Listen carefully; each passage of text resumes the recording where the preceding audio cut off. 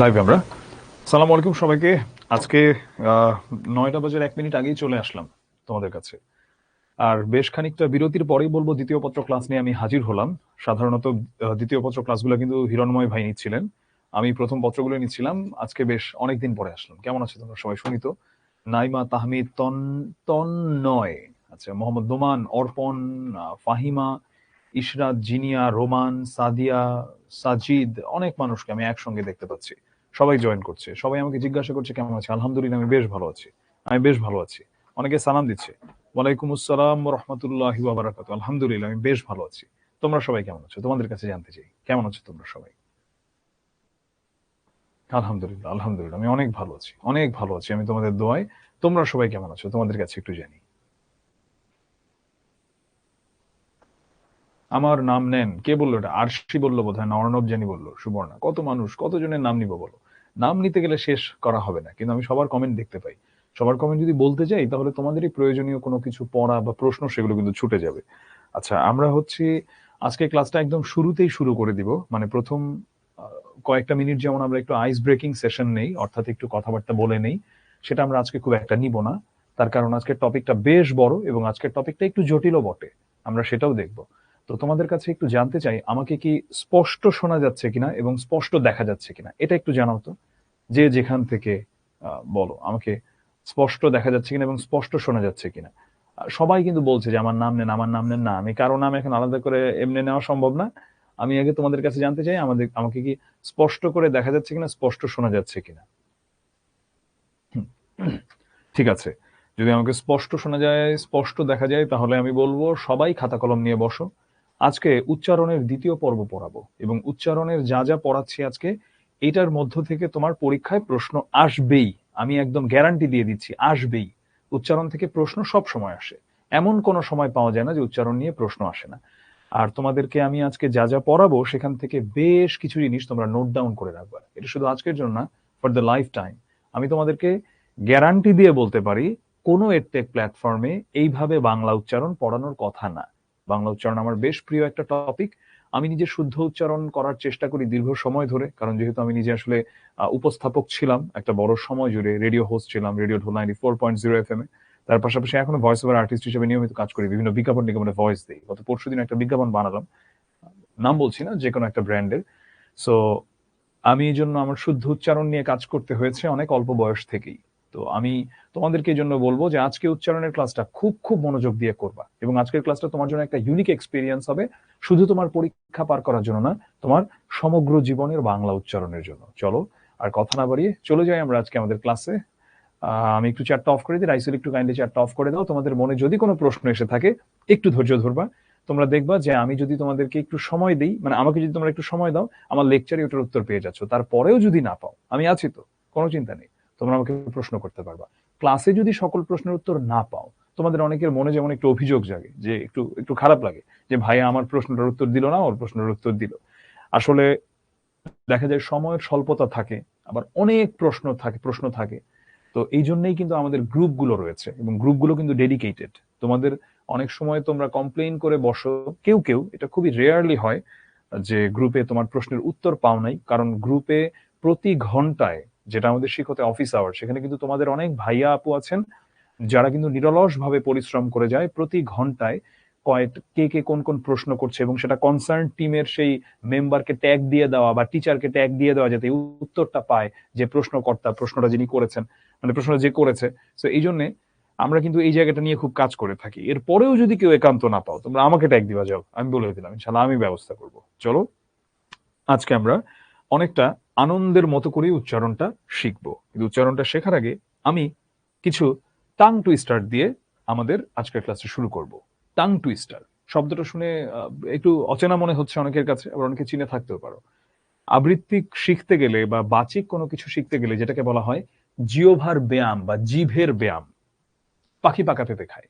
কমলাকান্তের কনিষ্ঠ কন্যা কাকাকে কহিল, কাকা কাক কেন কাকা করে? কাকা কহিল, কাকের কাজ কাকা করা, কাক তো কাকা করবেই। বাবলা বনে বাঘ বসেছে, তেলে চুল তাজা জলে চুন তাজা।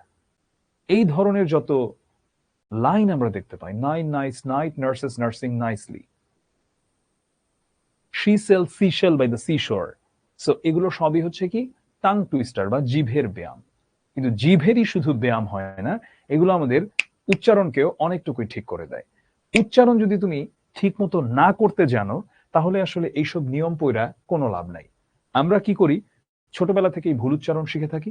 আর আমাদের দেশের মাধ্যমিক স্তর বলি, তো মাধ্যমিক স্তর বাদ দিলাম, প্রাথমিক স্তরেও সরকারি ভাবে থেকে চরম ব্যর্থতা এটা। সরকারি ভাবে আমি বলবো যে শিক্ষকদেরকে শুদ্ধ উচ্চারণ শেখানোর পেছনে কোনো ভূমিকা নাই।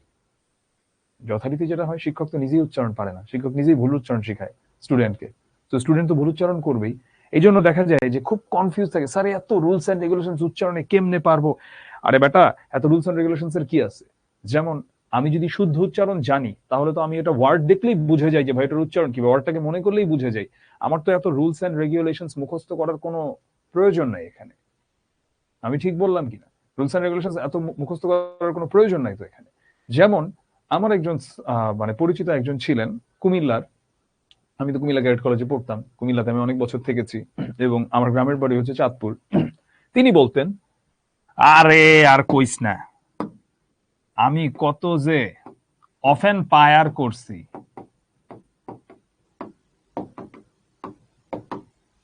এটা কি বললাম? ওপেন ফায়ার, তাই না? যেটাকে আমি যদি একটু লিখে দেই তাহলে এটা কেমন হবে? জিনিসটা হবে এরকম, ওপেন ফায়ার। এটাকে আমি এখানে লিখলাম ওপেন ফায়ার, কিন্তু উনি যখন বলছেন, উনি বলছেন ওপেন পায়ার। ওপেন পায়ার, প কে বলছে ফ, ফ কে বলছে প, যেটা হলো কুমিল্লা চাঁদপুর এইসবের আঞ্চলিকতা। এখন তুমি যদি নিজেই না জানো যে প এর উচ্চারণ কি আর ভ এর উচ্চারণ কি, তাহলে তো তুমি তো শব্দ দেখলেও তুমি বুঝবা না। কারণ তুমি শব্দের লিক তুমি নিজেই যদি না জানো যে প এর উচ্চারণ কোনটা, তাহলে তুমি প আর ভ এর উচ্চারণ তুমি কিভাবে বুঝবা? তাহলে তুমি ফুল লিখতে দিলে তুমি লিখবা পুল, তাই না? আবার তোমাকে যদি আমি এখন লিখে দিই পাবনা, তুমি লিখবা ফাবনা। কারণ তুমি তো নিজেই জানো না যে শুদ্ধ উচ্চারণ কোনটা। তো শুদ্ধ উচ্চারণ যদি আমি না জানি, তাহলে আমি উচ্চারণের মানে কিভাবে আমি উচ্চারণ শুদ্ধ করে আসবো পরীক্ষার খাতায়? কমন সেন্সের ব্যাপার।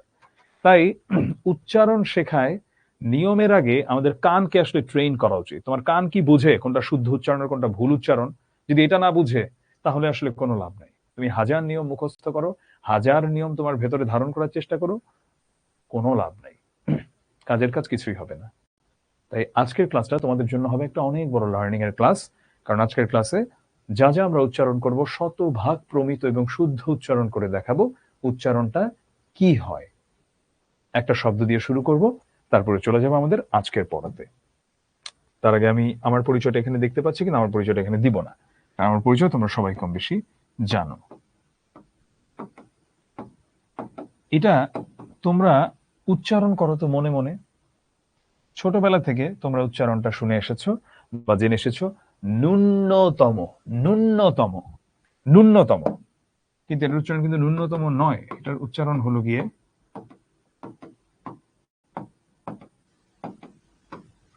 ন্যূনতম। তাহলে মনে হতে পারে যে আমি কি জানলাম, মাই হোল লাইফ ওয়াজ আ লাই, আমি তো আজীবন ভুল জেনে এসেছি। আমি জানতাম এটার উচ্চারণ ন্যূনতম, যে ন্যূনতম এত টাকা থাকা প্রয়োজন, বা ন্যূনতম আমাদের রিজার্ভে অতটুকু ডলার না থাকলে আমাদের অর্থনীতি ধসে পড়বে। ন্যূনতম নয় রে বাবা, ন্যূনতম এটার উচ্চারণ। তাহলে আমরা ভুল জানতাম। ধরো ছোটবেলা থেকে আমরা পড়ে এসেছি এটার উচ্চারণ, বা এখনো জানি বাইসাইকেল। এটার উচ্চারণ তো বাইসাইকেল না, এটার উচ্চারণ কি? এটার উচ্চারণ হচ্ছে বাইসিকেল, বাইসিকেল। তাহলে তাহলে মানে মাই হোল লাইফ ওয়াজ আ লাই, আমার পুরো জীবনটাই মিথ্যা ছিল যখন আমি জানতাম এটা বাইসাইকেল। এটা তো বাইসাইকেল না, এটা হচ্ছে বাইসিকেল। তাহলে তাহলে কি হলো কাহিনীটা? কাহিনীটা যেটা হলো, শুদ্ধ উচ্চারণ জানতে হবে। চলো আর কথা না বাড়িয়ে চলে যাই আমাদের আজকের ক্লাসে। এবং আজকের ক্লাসের প্রথম যে টপিকটা, সেটা হলো অন্ত অয়ের উচ্চারণ। তোমরা আগের ক্লাসে উচ্চারণের বেশ কিছু নিয়মাবলী দেখেছো, আজকে আমরা সরাসরি চলে যাচ্ছি অন্ত অয়ের উচ্চারণে। অর্থাৎ অ যদি শেষে থাকে তখন কিভাবে অ উচ্চারিত হয়। বাংলা ভাষার কিছু বিশেষণ পদ আছে, বিশেষণ পদ। বিশেষণ পদ কোনগুলো? যেগুলো দিয়ে কোনো অবস্থা বোঝায়, মানে অ্যাডজেক্টিভ আর কি, তাই তো? অ্যাডজেক্টিভ অর্থাৎ যেগুলো দিয়ে আমাদের কোনো দোষ, গুণ, অবস্থা, সংখ্যা, পরিমাণ এগুলো বোঝায়, যাদের শেষের অটা ও এর মতো উচ্চারিত হয়। যেমন খাটো মানে এই যে শর্ট, ছোট, বড়, যত। দেখো এই প্রত্যেকটা শেষে কি, প্রত্যেকটা শেষে কিন্তু অ রয়েছে, প্রত্যেকটা শেষে কিন্তু ও নাই, কিন্তু এখানে উচ্চারণ কিন্তু ও হচ্ছে।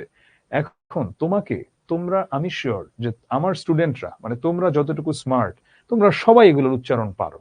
তোমার দরকার আছে আলাদা করে এত নিয়ম মুখস্থ করার? খাট, তুমি কি কাউকে বলবা এ তুই লম্বা না তুই খাট? তুমি কি বলবা? ও বোধহয় অতটা লম্বা না, ও কিছুটা খাটো। তুমি তো নিজেই জানো এটার উচ্চারণ খাটো। এই ছোট ছোট পোলাপান, তুমি কি বলবা এটা? তুমি বলবা কি ছোট ছোট পোলাপান? বড় বড়, তুমি তো এটা বলবা না, তুমি বলবা বড় বড়। তারপর ধর বলো যত যত টাকা, তুমি তো এটা বলবা না, তুমি বলবা যত যত টাকা। তাহলে তো তুমি নিজেই বুঝে যাচ্ছ যে কিছু বিশেষণ আছে যেগুলোর শেষে অ থাকলেও সেই অটা ওকারান্ত হয়। আবার বলছি, কিছু বিশেষণ আছে যেগুলোর শেষে অ থাকলে সেই অটা ওকারান্ত হয়। তোমার কাছে যদি জিজ্ঞাসা করে বা তোমার কাছে যদি উদাহরণ জানতে চায়, এখন তুমি নিজেই দিতে পারবা। ধরো তোমার পরীক্ষায় কিভাবে প্রশ্নগুলো আসে উচ্চারণ নিয়ে, আসে যে ধরো অন্ত অ এর 5টি সূত্র লিখো, ধরলাম আসলো, তো তুমি নিজেই তখন লিখতে পারবে যে কিছু কিছু বিশেষণে, বাংলা ভাষায় কিছু বিশেষণ শব্দ আছে যেগুলোর শেষে অ থাকলেও উচ্চারণটা ওকারান্ত হয়ে থাকে। তখন তুমি এই এক্সাম্পল গুলো দিয়ে দিলা, তুমি নিজেই পারো। খাটো, ছোট, বড়, যত, তুমি নিজেই জানো। এভাবে কিন্তু আমরা উচ্চারণ নিজে যখন জানি তখন এত নিয়ম কানুনের প্রয়োজন পড়ে না, কারণ আগে মুখের কথা এসেছে, তারপরে নিয়ম এসেছে। নিয়মের মানে নিয়ম রীতি মেনে কিন্তু একটা ভাষা সৃষ্টি হয় না, একটা ভাষা সৃষ্টি হয়, ভাষা জন্ম হয়, এটাই ভাষার বৈশিষ্ট্য। সে তার বৈশিষ্ট্যের মতোই সে তার স্বভাব পাল্টাবে, তার স্বভাব সে পাল্টাতে থাকে, এবং যথাসময়ে সেই ভাষাটা হয়তোবা যারা ব্যাকরণবিদ, যারা ব্যাকরণ নিয়ে গবেষণা করেন, যারা বৈয়াকরণিক, তারা হচ্ছেন সেটাকে নিয়ে নানা নিয়মের মধ্যে সেটাকে আনেন। নিয়ম মেনে তারপরে তো ভাষা চলে না, ভাষা চলে ভাষার গতিতে। হ্যাঁ, চলে যাচ্ছি পরের ক্লাসে, সরি পরের স্লাইডে। 11 থেকে 18 পর্যন্ত এই সংখ্যাগুলো উচ্চারণের সময় শেষের অটা সবসময় ও এর মতো উচ্চারিত হয়। এটা কিন্তু শুধু 15, 12, 16, 18 এখানে না। ধরো 11, 12, 13, 14, 15, 16, 17, ঠিক আছে? দেখো শেষে কিন্তু অ, কিন্তু উচ্চারণ হচ্ছে কি? উচ্চারণ কিন্তু হচ্ছে ও। এখানেও উচ্চারণ হচ্ছে ও, এখানেও উচ্চারণ হচ্ছে ও। এভাবেই আমরা দেখব যে 11 থেকে 18 পর্যন্ত সংখ্যাগুলোর উচ্চারণের সময় শেষের অটা ও এর মতো করে উচ্চারিত হয়। চলে যাচ্ছে আমাদের পরের নিয়মে, যেটা প্রত্যয়ের একটা নিয়ম। যখন আন প্রত্যয়টা থাকে, আন প্রত্যয় থাকলে সেটার অ এর উচ্চারণটা ও এর মতো হয়। আর এটা আমার শেখানোর দরকার আছে? আমার স্টুডেন্টস তোমরা তোমরা সবাই পারো এটা। যেমন আমি যদি বলি যে এখান থেকে টেবিলটা সরানোই ভালো, তুমি বলবা এখান থেকে টেবিলটা সরান ভালো, তুমি তো বলবা না। তারপর আমি বললাম যে সুইমিং পুলের চেয়ে পুকুরে সাঁতরানো একটু কঠিন, তুমি কি বলবা সুইমিং পুলের যে পুকুরে 7 রান একটু কঠিন? বলবা না। তো তুমি নিজেই তো ওগুলা যোগ করে দিচ্ছ, তার মানে কি তুমি নিজেই তো পারো। তারপর আমি বললাম যে ডাকাত তাড়ানো সহজ নয়, তাড়ানো নো তুমি নিজেই তো জানো। তারপরে বললাম যে গাড়ি চালানো একটা দক্ষতা, চালানো। আশা করি তোমরা বুঝতে পারছো। তুমি নিজে যখন শুদ্ধ উচ্চারণ পারবা তখন আসলে ওই যে বললাম এত নিয়ম নীতির ধার ধারার তোমার সময় কোথায়, বরং নিয়ম নীতি এসে তোমার ধার ধারবে। কোন শব্দের শেষে যদি আবারও প্রত্যয়টা যদি ত কিংবা ইত এই দুইটা প্রত্যয় থাকে, তখন এই এদের সাথে ত বা ইতর সঙ্গে যে অটা থাকে সেটা ও হয়ে যায়। এগুলো তোমরা পারো। যেমন চলিত ভাষা, তুমি তো জানো এটা ও উচ্চারিত হয়, তুমি কি এটাকে বলো চলিত ভাষা? জ্ঞাত, তুমি তো তা বলো না, তুমি কি বলো? তুমি বলো জ্ঞাত। প্রীত, তুমি কি এটা বলো প্রীত? বাংলাদেশের একজন খুব ফেমাস ফটোগ্রাফার রয়েছেন প্রীত রেজা, আমরা কি তার নাম বলি প্রীত রেজা? পরীক্ষিত, আমরা কি বলি পরীক্ষিত। তাহলে তুমি নিজেই জানো যখন এই ত বা ইত এই প্রত্যয়টা শেষে এসে যুক্ত হয় তখন এই অটা অটোমেটিক্যালি ও হয়ে যাচ্ছে। আশা করি তুমি আমার কথা বুঝতে পারলে। হ্রস্বই এবং একারের পরে, হ্রস্বই এবং একারের পরে যদি মানে অন্তঃস্থ থেকে থাকে, আবার শোনো এখানে কি থাকবে, এখানে থাকবে হচ্ছে হ্রস্বই থাকবে, এখানে হ্রস্বই না থেকে দীর্ঘইও থাকতে পারে, কিংবা একারের পরে যদি অন্তঃস্থ থাকে। এগুলোর পরে কি থাকতে পারে? এগুলোর পরে যদি অন্তঃস্থ থাকে তখন কি হয়? তখন সেটা ওকারান্ত হয়, ওকারান্ত উচ্চারণ হয়। চলো আমরা এটার কয়েকটা উদাহরণ দেখি। চলো, আচ্ছা এখানে একটু ভুল আছে, আমি এটা একটু কেটে দিই। হ্যাঁ, এটা হবে কি জানো, এটা হবে হচ্ছে, এটা হবে নির্ণেয়। এখানে কি এ আছে না, তাহলে কি হবে এটার উচ্চারণ? এটার উচ্চারণ হবে এরকম, নির্ণেয়। দেখলা, এই যে এ থাকার কারণে এই অন্তঃস্থটা ও হয়ে গেল। তেমনি অনুমেয়, এটা তো আমরা বলি না, আমরা বলি অনুমেয়, ও হয়ে যায়। তেমনি স্মরণীয়, আমরা কি এটা বলি স্মরণীয় যারা বরণীয় যারা, স্মরণীয় আমরা তো বলি স্মরণীয় যারা বরণীয় যারা, এভাবে তো বলি না, তুমি নিজেই জানো তাহলে এই উচ্চারণ। তুলনীয়, তুলনীয়, ও হচ্ছে উচ্চারণ, আমরা নিজেরাই জানি এগুলো, এগুলো নিয়ে আসলে আলাদা করে ততটা বলার কিছু নাই, কারণ যেহেতু তুমি নিজেই জেনে থাকছো আগে থেকেই।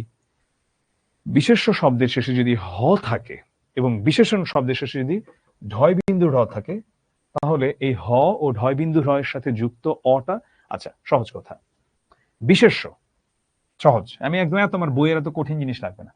বিশেষ্য, তার লাস্টে থাকবে কি হ, বিশেষণ তার লাস্টে থাকবে কি ঢয় বিন্দু র। কাহিনী কি হবে ভাই? কাহিনী কিছু না, ও কারান্ত হয়ে যাবে, শেষ। বিবাহ, আমি কি বলি বিবাহ, দেহ, দেহ তো আমরা বলি না। মূঢ়, কোনটা শুদ্ধ? এভাবে লেখা যায়, এভাবে লেখা যায়, দুটি শুদ্ধ। মূঢ়, গাঢ়। আমি একটা কথা বলি যে তিনটা র এর উচ্চারণ কিন্তু ভিন্ন, কিন্তু তিনটা রকে আলাদা করে উচ্চারণ করার জন্য বেশ খানিকটা চর্চা দরকার, অন্যথায় এটা উচ্চারণ করা এতটা সহজ নয়।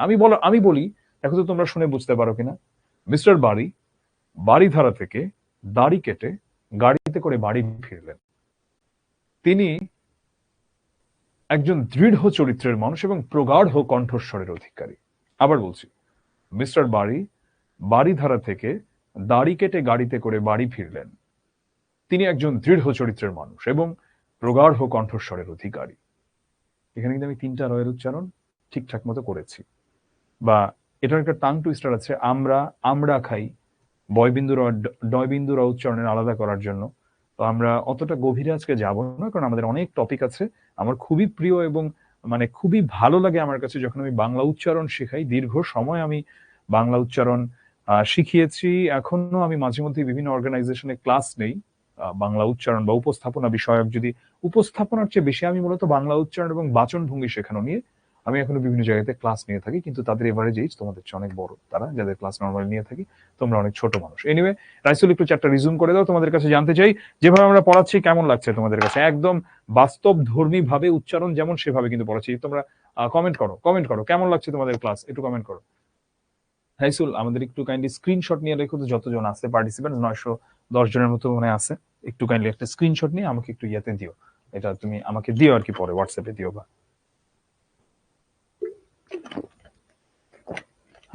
ভালো লাগছে, ভালো লাগছে, হ্যাঁ অবশ্যই অবশ্যই, চমৎকার চমৎকার, আলহামদুলিল্লাহ আলহামদুলিল্লাহ, ভালো লাগছে। ঠিক আছে রাইসুল, একটু চ্যাটটা পজ করে দাও। হ্যাঁ, আজকে অনেক টপিক, আজকে আমাদের সবাই মনোযোগ দাও এবং সবাই একদম লাস্ট পর্যন্ত ক্লাসে থাকবা। এবারে আমরা দেখব যে ওই একটু আগে যেমন অনেক কিছু দেখলাম যে নানা রকম প্রত্যয়, এবার আমরা আরেকটা প্রত্যয় দেখবো, সেটা হলো তর এবং তম। এই দুইটা প্রত্যয় যখন থাকবে বিশেষণ পদের শেষে, তখন আমরা ও এর মতো উচ্চারণ করব। ঠিক আছে? কেমন? উচ্চতর, উচ্চতর গণিত, এইভাবে তো আমরা কেউ বলি না। আমরা কি বলি? উচ্চতর গণিত। গুরুতর, আমরা কি এভাবে বলি? গুরুতর অসুস্থ, গুরুতর অসুস্থ হয়ে গেছেন। বৃহত্তর, তারপরে অন্যতর, এরকম। মোট কথা, যখনই হচ্ছে তর কিংবা তম প্রত্যয়টা থাকবে, তখন হচ্ছে আমরা সেটাকে ওকারান্ত করে ফেলবো। ঠিক আছে? এখন তোমাকে আমি আরেকটা জিনিস দেখাতে পারি, যে তুমি বলতে পারো যে তম প্রত্যয়ের একটা এক্সাম্পল দেন। চলো তোমার একটা এক্সাম্পল দিই তোমাকে। বৃহত্তম কিংবা ক্ষুদ্রতম। এখন তুমি নিজেই দেখো এটার উচ্চারণ কি হবে। তুমি কি এটা কি উচ্চারণ করো? এটা কি তুমি বৃহত্তম বলবা? তুমি তো এটাকে কি বলবা? এটাকে মো বলবা। একইভাবে ক্ষুদ্রতম বলবা না, এটা কিন্তু মো বলবা। অর্থাৎ এভাবেই আমরা যখনই তর এবং তমকে শেষে পাই, সেটাকে আমরা ওকারান্ত করে ফেলি। এই হলো গিয়ে আমাদের উচ্চারণের খেলা। চলো আর কথা না বাড়িয়ে চলে যাই পরের নিয়মে। যদি শব্দের শেষে অ, এটার আগে কি থাকে আমাদের? আছে, আমরা এত কিছু দেখা লাগবো না, আমাদের এটা দেখি। আমরা ওই লাস্টেরটার আগে কি পাবো? ওই, ও, অনুস্বার বিসর্গ রি, ওই ও, অনুস্বার বিসর্গ রি, আমার সাথে সাথে বলো, ওই ও, অনুস্বার বিসর্গ রি, ওই ও, অনুস্বার বিসর্গ রি, এটা যদি থাকে তাহলে কি চোখ বন্ধ করে আমরা সেটাকে ওকারান্ত উচ্চারণ করি। কিন্তু ওই যে বললাম যে আমার স্টুডেন্ট, তোমরা তোমরা এত স্মার্ট, তোমরা অলরেডি এগুলোর উচ্চারণ জানো। এই ওই ও, অনুস্বার বিসর্গ রি, এটা না বললেও তোমরা জানো। কেমন? যেমন তৈল, তুমি কি বলো? তৈল। যেমন আমরা বলি না যে আরে আর কত সরকারকে তৈলমর্দন করবেন ভাই, আপনার সরকার পালিয়েছে। আমরা কি বলি যে তৈল বর্ধন করবেন? না, আমরা কি বলি যে এটা মুখ্য সমস্যা নয়, এটা গৌণ সমস্যা। আমরা কি বলি? এটা গৌণ সমস্যা। অংশ, আমরা কি বলি? এই সম্পত্তির অংশ, আমরা কি বলি? আমরা অংশ বলি, আমরা গৌণ বলি, আমরা তৈল বলি। দুঃখ, আমরা কি বলি? বলি না, আমরা বলি দুঃখ। মৃগ, আমরা কি বলি? মৃগ। দেখো এখানে কি হয়েছে, অনুস্বার ছিল, ও হয়েছে, তারপরে বিসর্গ ছিল, ও হয়েছে, রিকার ছিল, ও হয়েছে, ও ছিল, ও হয়েছে, ওই ছিল, ও হয়েছে। মিলল তাহলে? বাংলা ভাষা কিন্তু বেশ বৈজ্ঞানিকও বটে। অ কিংবা আকারের পরে আমরা দেখি কাহিনীটা কি হচ্ছে। যদি এখানে যদি ধরো আকার থাকে কিংবা অ থাকে, মানে অ বা আকার আ থাকলো, এরপরে যদি অন্তঃস্থ থাকে, অন্তঃস্থটাতে কি হয় তখন জানো? অন্তঃস্থটাতে একটা হসন্ত হয়ে যায়, ওখানে ব্রেক করতে হয়, হার্ট ব্রেক। যেমন এটা কি? বিষয়, বিষয়, কি বলি? বিষয়। সে কি আমাদের বাসায় এসে দাওয়াত খায়ও না দাওয়াত খায়? মায়, এটা কি? ঠিক আছে, আশা করি তোমরা বুঝতে পারলা। শব্দের শেষে যখন আমরা সংযুক্ত বর্ণ পাই, সেক্ষেত্রে আমরা দেখি সবসময় আমাদের সংযুক্ত বর্ণের যেই শেষ অংশটা, সেখানে সবসময় ওটা ওকারান্ত হয়ে যাবে। যেমন শক্ত, বা ধরো আমি একটা এক্সাম্পল দিই, ভক্ত, এটার উচ্চারণ কেমন হবে? এরকম ভক্ত। এটা কি তুমি বলো ভক্ত, যে আমরা হিরো আলমের ভক্ত? আমরা হিরো আলমের ভক্ত না। শক্ত। ইউনুস স্যারের উচিত আরো শক্ত হাতে সবাইকে দমন করা, তবে আমাদের তাকে কিছুটা সময় দিতে হবে, কারণ দেশটাকে এমন ভাবে লুটেপুটে খেয়ে গেছে আজ এতটা বছর ধরে, এই ভগ্নাংশ, এই ভগ্ন দেশকে ঠিক করতেও তো সময় লাগে। শক্ত, এই ভগ্ন দেশকে দেখো, আমি নিজে একটা শব্দ বলে ফেললাম, ভগ্ন, যুক্তবর্ণ আছে, উচ্চারণ কি? ভগ্ন, ভগ্ন দেশ। স্বাস্থ্য, যুক্তবর্ণ আছে, হ্যাঁ, স্বাস্থ্য। ধর্ম, যুক্তবর্ণ আছে, হ্যাঁ। প্রাপ্ত, যুক্তবর্ণ আছে, ওকারান্ত হয়ে গেল। এভাবে আমরা অন্ত অয়ের উচ্চারণটা দেখে দেখি, অর্থাৎ শেষে যদি একটা যুক্তবর্ণ থেকে থাকে, এটা ওকারান্ত হয়ে যাবে, শেষ, কাহিনী শেষ, খেল খতম, পয়সা হজম। হ্রস্বই আর দীর্ঘই এর উচ্চারণে এবারে আমরা যাব। হ্রস্বই আর দীর্ঘই এর উচ্চারণ, বাংলা ভাষা নিয়ে আমি একটা কথা বলছিলাম কিছুদিন আগে অ্যাডমিশনের ক্লাসে, যে হুমায়ুন আজাদ কত নদী সরোবর বা বাংলা ভাষার জীবনী এবং লাল নীল দীপাবলি, এই দুইটা বইয়ে তিনি খুব সুন্দর কিছু কথা লিখেছেন বাংলা ভাষাকে গবেষণা, মানে বাংলা ভাষার গবেষণামূলক। তার মধ্যে একটা কথা আমার মানসপটে গেঁথে আছে, বাংলা হচ্ছে গিয়ে সংস্কৃতের দুষ্টু মেয়ে, যে মায়ের সকল কথা শুনে নাই, কিছু কিছু ক্ষেত্রে মাকে সে একটু, মানে মায়ের কথাটা সে শুনে নাই, যে একটু অবাধ্য হয়েছে। তো এই জন্যই আমরা দেখি এমন অনেক কিছু আমাদের লেখার ভাষায়, রবীন্দ্রনাথের কথায় যে আমাদের লেখাটা হচ্ছে সংস্কৃতের মতো, কিন্তু মুখের কথাটা হয়ে গেছে বাংলা। এই জন্য দেখবো যে আমরা লিখি অনেক কিছু, কিন্তু এগুলো উচ্চারণ করি না ওইভাবে। দীর্ঘই আমি ব্যবহার করছি কেন তাহলে? দীর্ঘইয়ের তো কোনো উচ্চারণ নাই। বুঝলা কথাটা? দীর্ঘইয়ের উচ্চারণ কি? দীর্ঘ উচ্চারণ হ্রস্বই, হ্রস্বই দীর্ঘইয়ের উচ্চারণ। আর দীর্ঘ হ্রস্বইয়ের উচ্চারণ তো হ্রস্বই। যেমন নদী, এটার উচ্চারণ কি দিয়ে লিখবে? এরকম, বিনা, দিঘি, মিন। মিন মানে কি? আচ্ছা, তোমাদের কাছে চ্যাটে জানতে চাইবো মিন মানে কি। কিন্তু তোমরা দেখো যে তোমরা, আমরা ছোটবেলা থেকে অনেকে অতি শুদ্ধ কাউকে উচ্চারণ করে দেখি, যে অনেকে যারা জানে না, নিজের মূর্খতাকে ঢাকতে যে বলে এরকম, যে এটা হবে ইঁদুর, এটা ই গল, একটু টান দিয়ে বলতে হবে এরকম। এইভাবে কেউ কথা বলে কোন সুস্থ স্বাভাবিক মস্তিষ্কের মানুষ? ই গল, এইভাবে কেউ বিনা, নদী, দিঘি, মিন, এইভাবে তো আমরা কেউ কথা বলি না। আমরা যেভাবে ই উচ্চারণ, ই একভাবে, নদী, বিনা, দিঘি, মিন একভাবে। আচ্ছা, মিন মানে কি? একটু চ্যাটটা একটু অন করো তো, তোমাদের কাছে জানতে চাই তো মিন মানে কি। এখন আমি শুনি যে পোলাপানদের নাকি বাংলা ভোকাবুলারির অবস্থা খুবই খারাপ। এটা তো শুনলে আমার কাছে কারো মিন মানে কি মাছ, এই তো সাবাস সাবাস।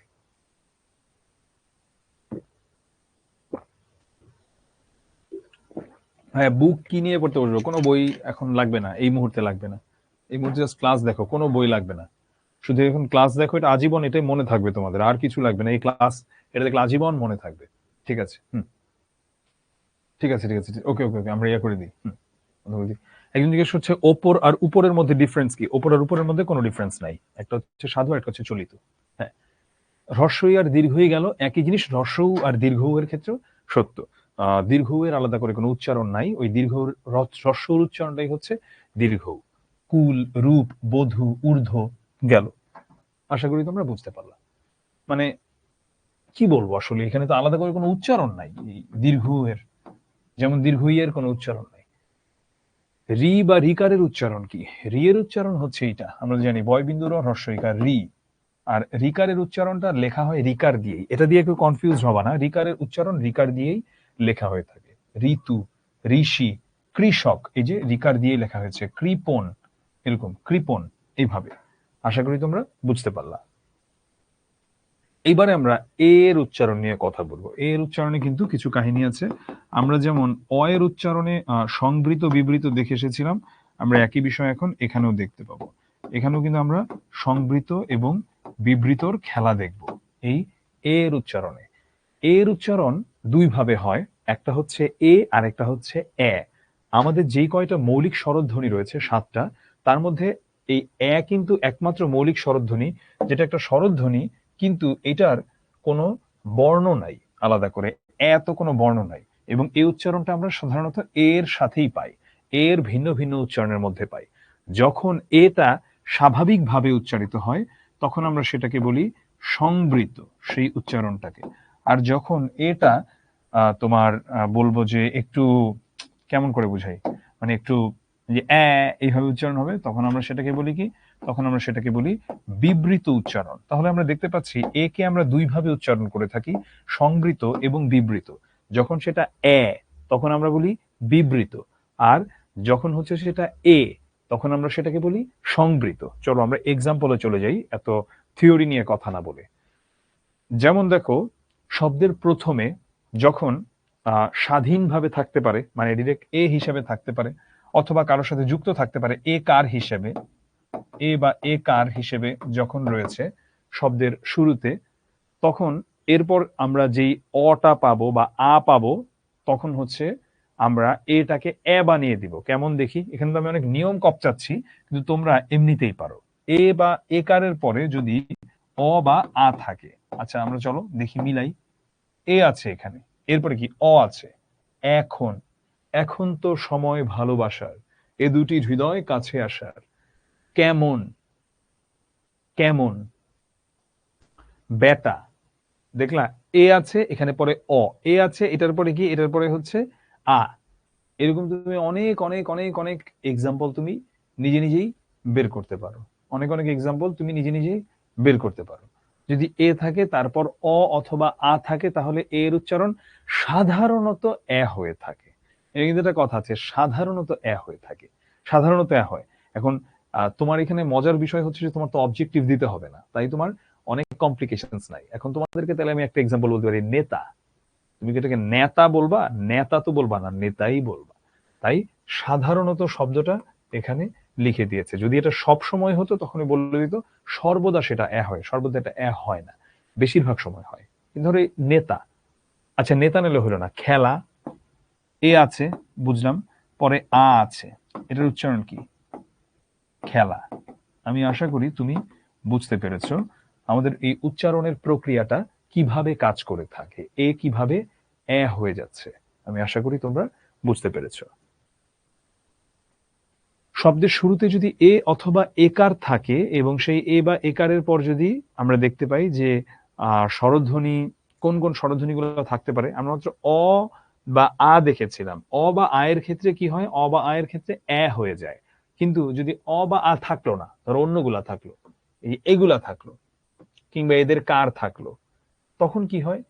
তখন দেখবা এটা এই থাকে। যেমন একই, একই রণ বাজা বাজে ঘন, বেদুইন, কারণ এখানে কি অ বা আ থাকলে হচ্ছে এ হয়ে যায়, সহজ হিসাব। অ বা আ যদি না থাকে তাইলে আর এ হওয়ার কোনো কাহিনী নাই। বেশ, দেহ। আমি আশা করি তোমরা বুঝতে পারলা। এখন এখানে আমরা দেখতে পাচ্ছি যে এ রয়েছে এবং এর পর কি রয়েছে, যদি স্বরধ্বনি হ্রস্বই দীর্ঘই হ্রস্ব দীর্ঘ এ ও এগুলো থাকে, এদের বা এদের কার চিহ্ন থাকে, তখন হচ্ছে এইভাবে বসে। আচ্ছা, শব্দের প্রথমে একারের পরে, আচ্ছা এর পরে যদি আমরা অনুস্বার দেখতে পাই কিংবা উ দেখতে পাই, তখন আমরা কি দেখব? তখন আমরা দেখি এবং এটার পরে যদি হ্রস্বই দীর্ঘই হ্রস্ব দীর্ঘ এগুলো না থাকে তাহলে এটা এ হয়ে যাবে। কেমন? এখানে কিছু ব্যাপার আছে, হ্রস্বই দীর্ঘই থাকলে আবার হবে না। কেমন? আমরা দেখাচ্ছি, চিন্তার তো কারণ নাই। যেমন ভ্যাংচা, এখানে কি অনুস্বার রয়েছে, তারপরে কি হ্রস্বই দীর্ঘই হ্রস্ব দীর্ঘ আছে? নাই। ব্যাং, তারপরে কেমন ব্যঙ্গমা। অর্থাৎ আমরা দেখতে পাচ্ছি এখানে যে যখন শব্দের প্রথমে এক এ থাকে বা একার থাকে, তারপরে যদি অনুস্বার উ কিংবা আমরা দেখতে পাই যে তা নয়, এটা হবে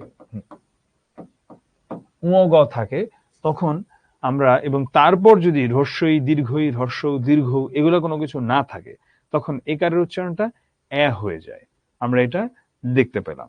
ঠিক আছে, আশা করি তোমরা বুঝতে পেলা।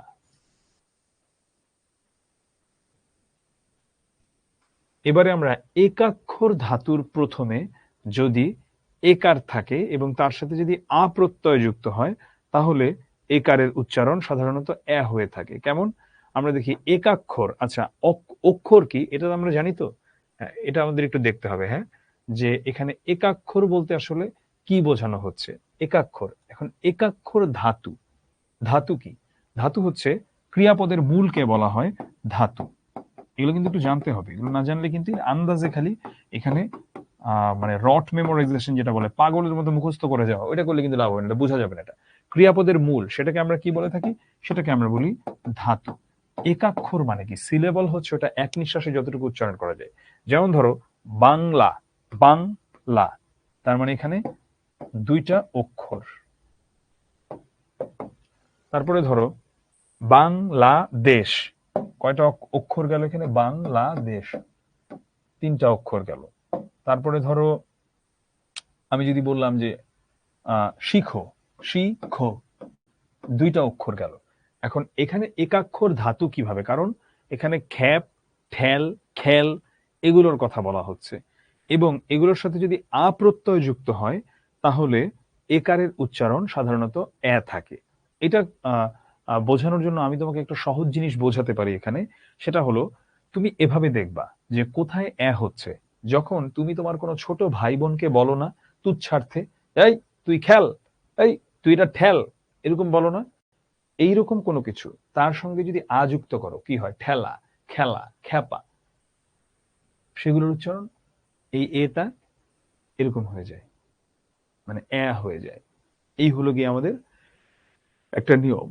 আর তোমাদের আসলে যেহেতু ধরো 5টা করে নিয়ম লিখতে দিবে, আমি ফ্র্যাঙ্কলি বলি কোনো নিয়ম যদি তোমার কাছে বেশ জটিল বলে মনে হয় তোমার মস্তিষ্কে ধারণ করাটা, তুমি ওই নিয়মটাকে জাস্ট স্কিপ করে যাবে, শেষ। আমাদের এখানে সব নিয়ম মুখস্থ করবার কোনো প্রয়োজন নাই। তোমার পরীক্ষায় তুমি 5টা করে তোমার কাছে ফুল মার্কস নিয়ে আসো, তুমি ফুল মার্কস নিয়ে আসতে পারলেই তো হলো। তোমার অত নিয়ম অত পারফেকশনের প্রয়োজন নাই। জীবনে আমরা যখনই হচ্ছে বেশি পারফেকশনিস্ট হতে যাই, আমরা সবচেয়ে বেশি তখন কাজ জমাই বা প্রোক্রাস্টিনেট করি, দীর্ঘসূত্রিতায় পড়ি। ধরো তুমি পড়তে বসেছো, অনেক সময় যে টেবিলটার ঘড়িটা এইভাবে না থেকে এইভাবে থাকলে ভালো হতো, ঘরটা একটু না গুছালে এভাবে ভালো হতো, এইভাবে থাকলে এইভাবে, এটা করতে করতে দেখবো জাস্ট জাস্ট সময় চলে যায়, শেষ। তুমি কিছুই করতে পারবে না এন্ড অফ দ্য ডে। এই জন্যে আমাদের যেটা করতে হয় সেটা হলো তোমার এখন যা আছে তুমি কাজে নেমে পড়ো, শেষ, তাহলেই হয়ে যাবে। এত চিন্তার কারণ নাই। তোমার যদি মনে হয় কোনো নিয়ম কঠিন, স্কিপ করো, ওটা শেষ, ওই জটিল নিয়ম দরকার নাই তোমার পড়ার।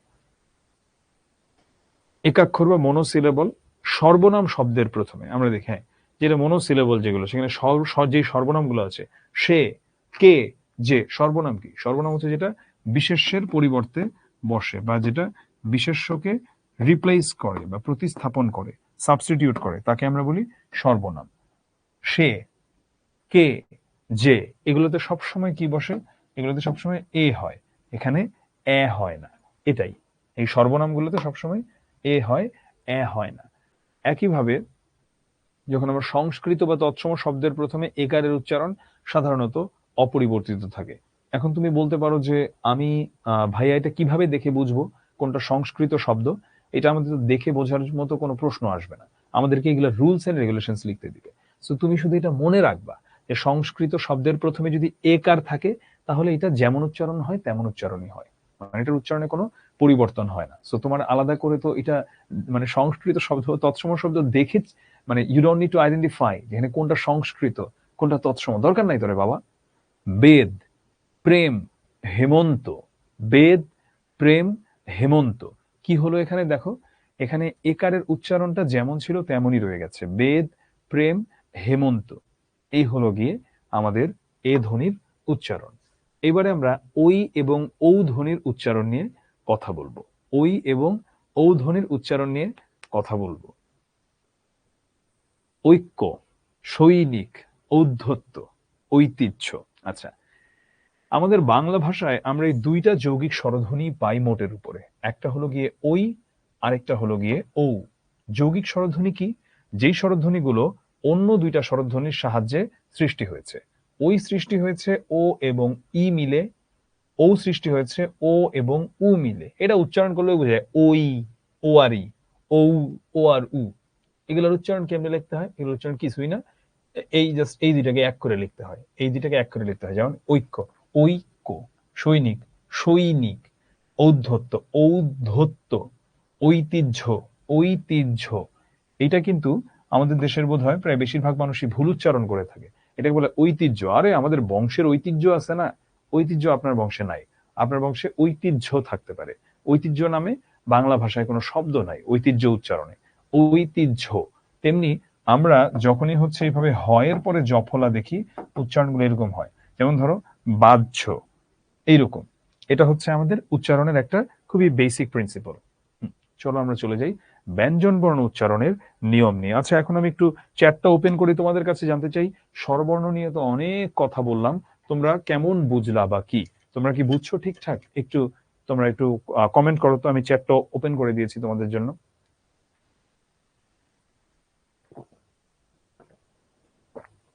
ভাইয়া 6 নম্বরে গড় হবে না গাঢ় হবে?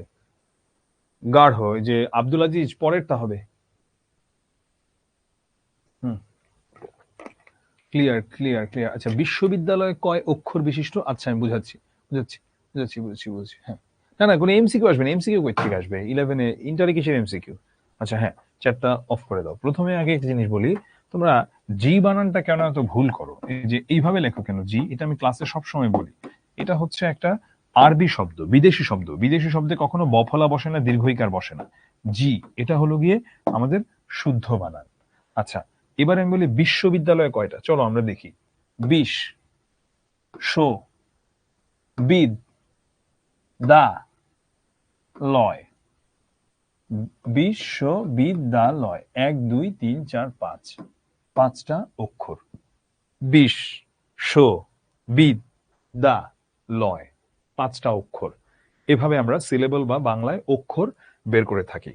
ছোটবেলা থেকে আমরা একটা জিনিসকে মানে অক্ষর বলতে, ওইটাও ভুল না, আমরা অক্ষর জ্ঞান বলতে যা বুঝাই সেটা হলো আমরা বর্ণকে নর্মালি অক্ষর বলে থাকি, কিন্তু অক্ষরের আরো একটা অর্থ আছে, সেটা হলো সিলেবল। এই যে এটা যেটা অক্ষর, এই যে বিশ্ববিদ্যালয়ে কয়টা অক্ষর আছে এটা। আর আমরা এটার উচ্চারণটাও ভুল করে থাকি। ছোটবেলা থেকে আমরা শুনি অক্ষর, অক্ষর জ্ঞান, অক্ষর শিখছে কিনা, অক্ষর না, এটার উচ্চারণ হলো অক্ষর, অক্ষর এটার উচ্চারণ। চলো চলে যাই আমরা পরের স্লাইডে। ব্যঞ্জন বর্ণ উচ্চারণের নিয়ম।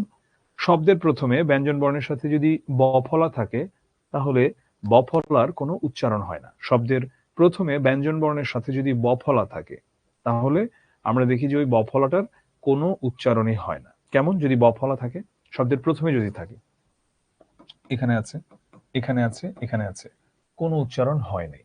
জ্বালানি, ধ্বনি, স্বদেশ।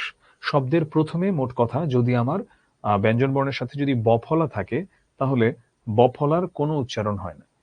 স্বদেশ, ধ্বনি, জ্বালানি, অর্থাৎ এখানে একদম শব্দের শুরুতে যখন থাকে, এরকম তুমি যতগুলো আছে তুমি কল্পনা করে দেখো বা ভেবে দেখো, তুমি এর কোনোটাতেই দেখবা তুমি হচ্ছে নাই, মানে কোনোটাতেই হচ্ছে তোমার উচ্চারণ নাই, ব এর কোনো উচ্চারণ নাই। তুমি স্বদেশ, ধবনী, জবালানি এইভাবে তো আমরা বলি না। স্বদেশ, ধ্বনি, জ্বালানি। দেখো তোমরা নিজেরাই কিন্তু জানো এগুলোর উচ্চারণ। তার মানে তোমরা নিজেরাই অলরেডি বুঝে যাচ্ছ যে এই রুলটা কোথা থেকে জন্ম নিল।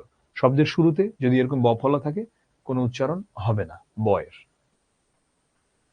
শব্দের মাঝে কিংবা শেষে যখন ব ফলা থাকে, তখন ব ফলাটার এই মানে বটা উচ্চারিত হয় না, কিন্তু কি হয় জানো, ও যেই বর্ণটার সঙ্গে আছে সেই বর্ণটা দ্বিত্ব হয়, মানে এটা দুইবার উচ্চারণ হয়। যেমন ধরো এখানেও আছে তালব্য শ এর সঙ্গে, তালব্য শ দুইবার উচ্চারিত হলো বিশ্ব। এখানে আছে তালব্য শ এর সঙ্গে, এটাও দুইবার উচ্চারিত হলো বিশ্বাস। এখানে আছে দ এর সঙ্গে, দ দুইবার উচ্চারিত হলো বিদ্যান। তাহলে আমরা বুঝতে পারলাম যে যখন এই বফলা শব্দের মাঝে থাকবে বা শব্দের শেষে থাকবে, খুবই গুরুত্বপূর্ণ এটা, তখন যদিও তোমরা এটা দেখেই বুঝো, তখন এটা কখনোই মানে বফলাটা উচ্চারিত হয় না, মানে বটা উচ্চারিত হয় না, কিন্তু ও যেই বর্ণটার সঙ্গে থাকে সেই বর্ণটা দুইবার উচ্চারণ করা হয়।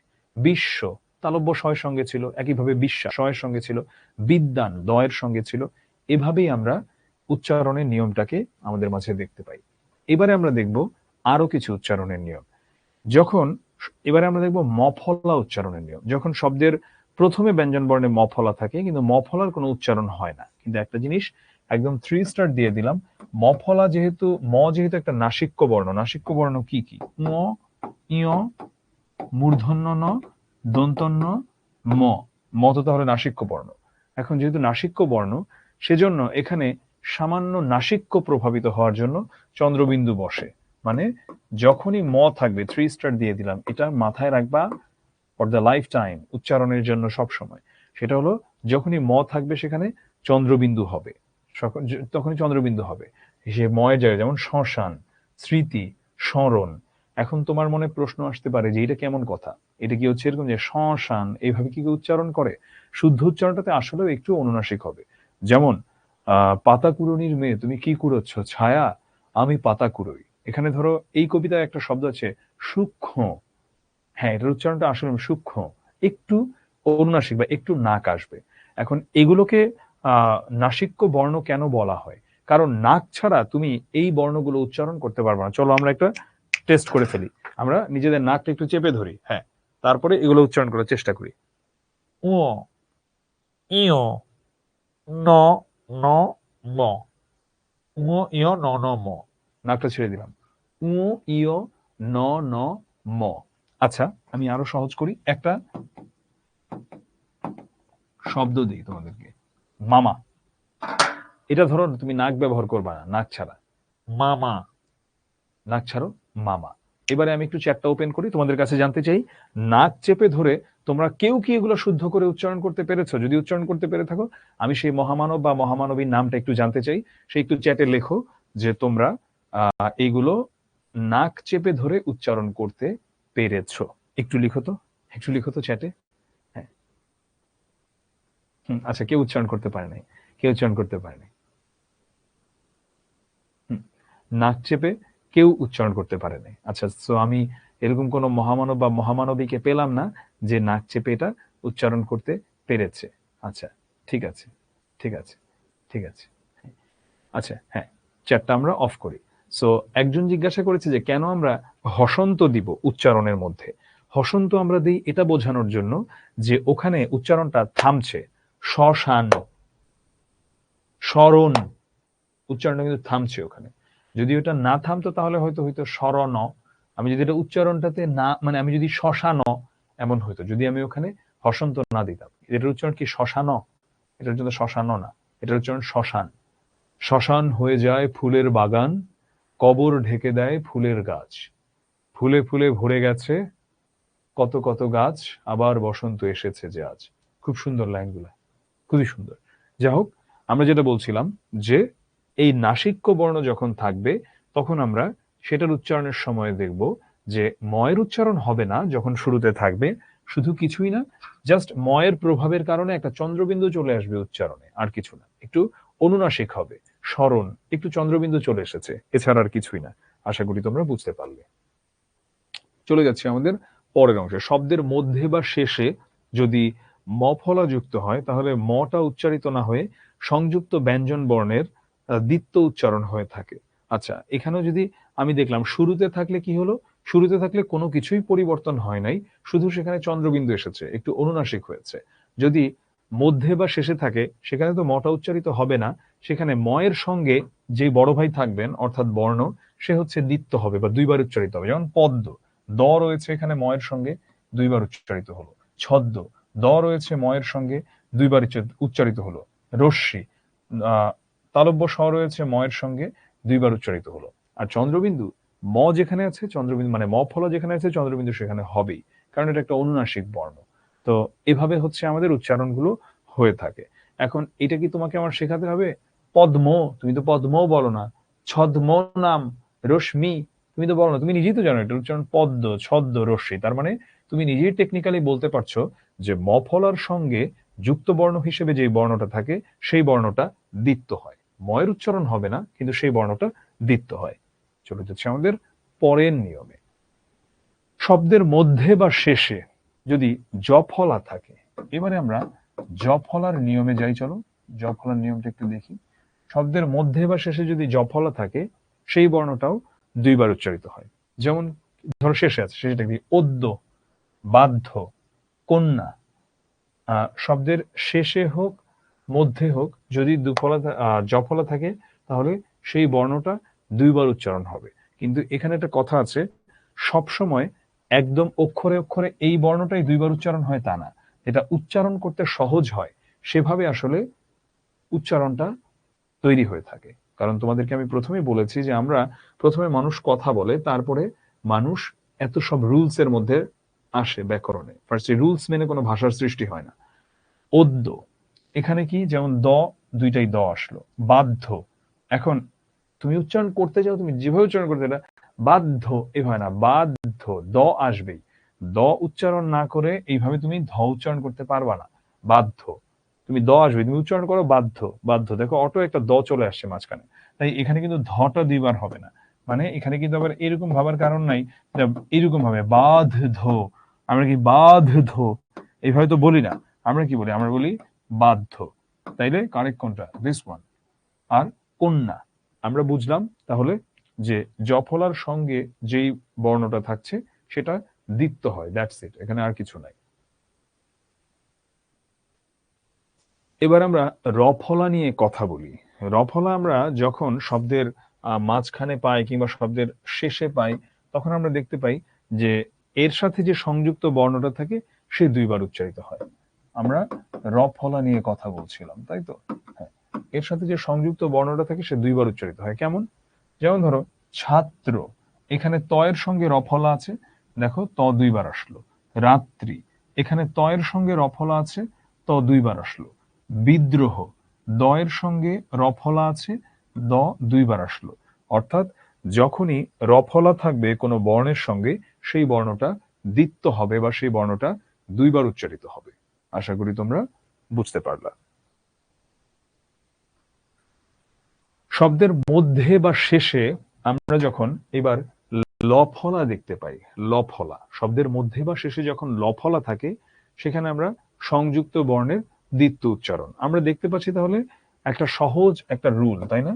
মধ্যে বা শেষে, সেটা হোক লফলা, হোক জফলা, হোক রফলা, বা যাই হোক না কেন, বেশিরভাগ জায়গাতে এটার সঙ্গে যেই শব্দটা থাকে, সরি যেই বর্ণটা থাকে, সে দ্বিত্ব বা সে দুইবার উচ্চারিত হয়ে থাকে, তাই তো? হুম।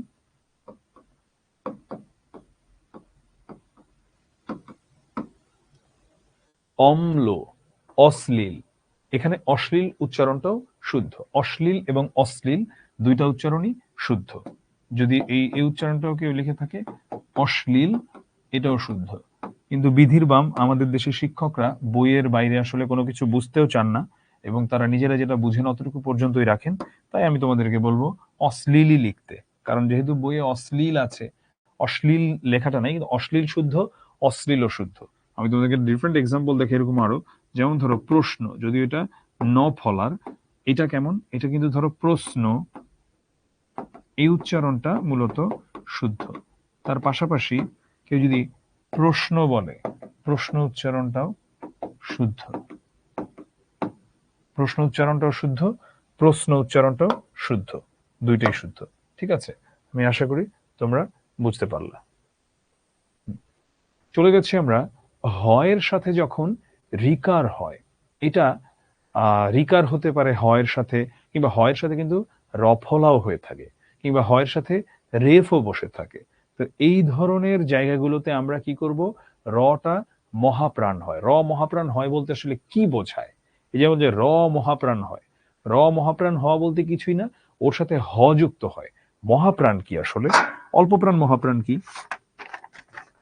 ড্রাইভিং লাইসেন্সের কাগজ। আচ্ছা, হ্যাঁ, অল্পপ্রাণ মহাপ্রাণ হচ্ছে যখন আমরা বাতাসের চাপ কম পাই সেটাকে বলে অল্পপ্রাণ। ক, চ, ট, ত, প, খ, ছ, ঠ, থ, ফ, এটা হলো মহাপ্রাণ। গ, ঝ, ড, দ, ব অল্পপ্রাণ।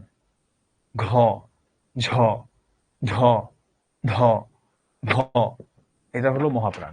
যেখানে বাতাসের প্রেসার বেশি থাকে ওটাকে বলে মহাপ্রাণ। এবং মহাপ্রাণের একটা কমন ক্যারেক্টারিস্টিক হচ্ছে মহাপ্রাণের সঙ্গে হ আছে, হ লাগাইলেই এটা মহাপ্রাণ হয়ে যায়। কেমন? তাহলে র কিভাবে মহাপ্রাণ হবে? তার মানে র এর সঙ্গে একটা হ এসে যুক্ত হবে। তাহলে মহাপ্রাণ হওয়া বলতে কি বোঝায়?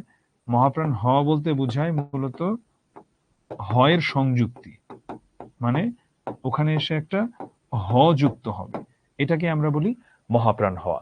হৃদয়, এই উচ্চারণটা বাংলাদেশে বেশিরভাগ মানুষই পারে না উচ্চারণ করতে শুদ্ধ করে। বাংলাদেশ কেন, পশ্চিমবঙ্গে পারে না। হৃদয়, আমার হৃদয় তোমার আপন হাতের দোলে দোলাও দোলাও দোলাও, রবীন্দ্রনাথের লাইন।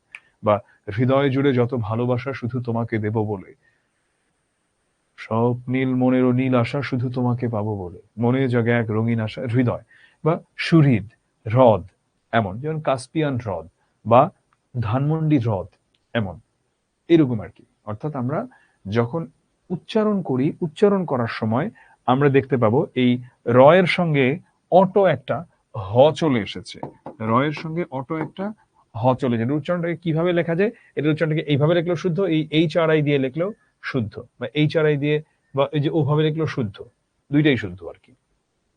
কিন্তু তোমরা এইভাবে লিখতে চেষ্টা করো। ওই যে বললাম আমাদের কলেজের টিচারও তো অনেক ট্র্যাডিশনাল, অনেকে দেখা যায় তুমি ঠিকই লিখবা কিন্তু উনি নিজে জানে না দেখে উনি এটা ভুল দিয়ে রাখছে। হযুক্ত ব্যঞ্জন বর্ণের উচ্চারণের নিয়ম নিয়ে এবারে আমরা কিছু কথা বলবো। আচ্ছা, একটু চ্যাটটা আবার ওপেন করি তো।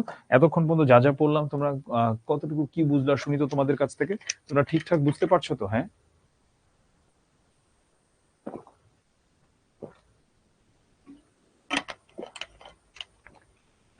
অনেক একটা চমৎকার প্রশ্ন করেছে, মূর্ধন্য ন এবং দন্তন্যর মধ্যে পার্থক্য কি? অনেক, মূর্ধন্য ন এবং দন্তন্যের মধ্যে উচ্চারণে কোনো পার্থক্য নাই, দুইটা সেম।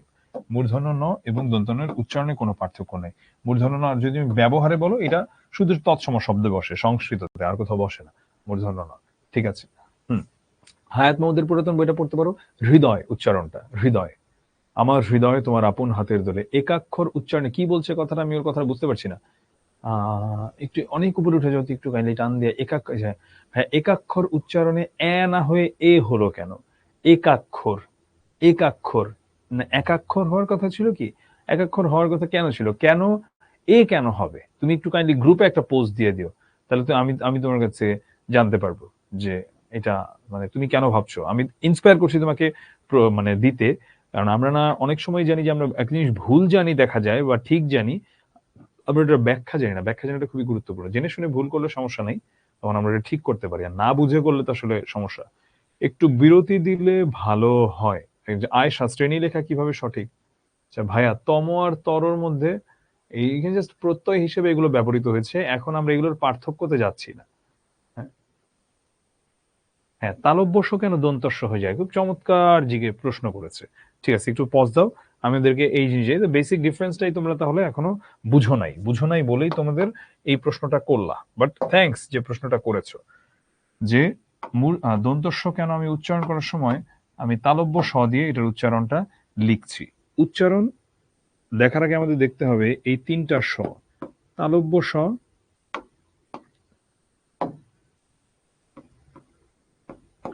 মূর্ধন্য স, দন্ত স, এইটা হলো গিয়ে তিনটা স, তাই তো?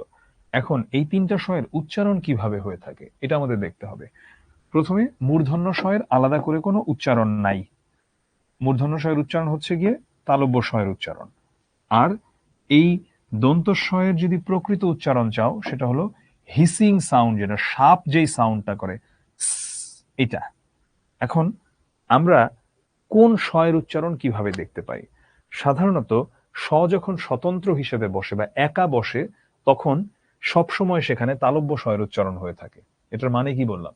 মানে বোঝাবো একটা উদাহরণ দিয়ে। বাংলা ভাষায় একটা মাত্র শব্দ আছে, এই শব্দটাতে তিনটা সই এসেছে: সবিশেষ, সবিশেষ, স, বিশেষ। তিনটা স তো আমি একইভাবেই উচ্চারণ করছি।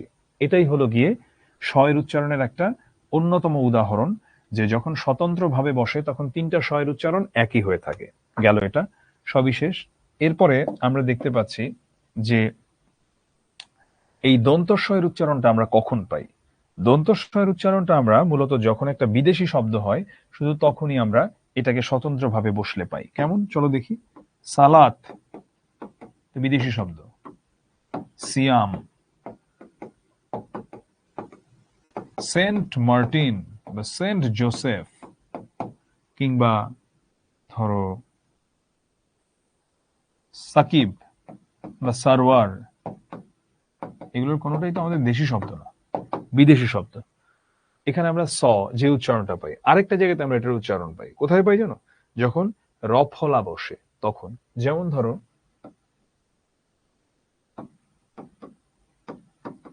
শ্রবণ, ঠিক আছে?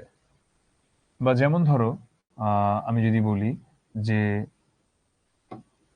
প্রস্রবণ, প্রস্রবণ মানে হলো গিয়ে ঝর্ণা। প্রস্রবণ মানে কি? প্রস্রবণ মানে হচ্ছে ঝর্ণা, এরকম। অর্থাৎ যখন রফলা বসে তখন আমরা স এই উচ্চারণ পাই, হিসিং সাউন্ড, যেটা এটা। কিন্তু কিছু মুরুক্ষ আছে দেশে যারা হচ্ছে এটাকে ছ দিয়ে লিখে। যেমন কোনো একটা মূর্খ যিনি এই নামটা দিয়েছেন, ঠিক আছে, কিন্তু বানানটাকে যেভাবে লিখে থাকেন, ঢাকা একটা বাস আছে গাবতলী থেকে বনশ্রী স্টাফ কোয়ার্টারের ওই দিক পর্যন্ত যায়, অছিম বাসটার নাম। আমি তো বললাম যে কোনো এক মূর্খ এই বাসটার বানানটাকে তিনি এইভাবে লিখেছেন, অছিম। দেখলে মনে হয় কাছিম, কচ্ছপ টাইপ কিছুর কথা বলতেছে সে, ঠিক আছে? সে আসলে বুঝাইতে চাইছে কি জানো? সে বুঝাইতে চাইছে অসীম। অসীম একটা শব্দ আছে না, অসীম, যেটার কোনো সীমা নাই। এখন হয়তোবা ওইটাকে ভুল উচ্চারণ করে অসীম অসীম বলে, বলতে বলতে এখন তার নাম হচ্ছে অছিম।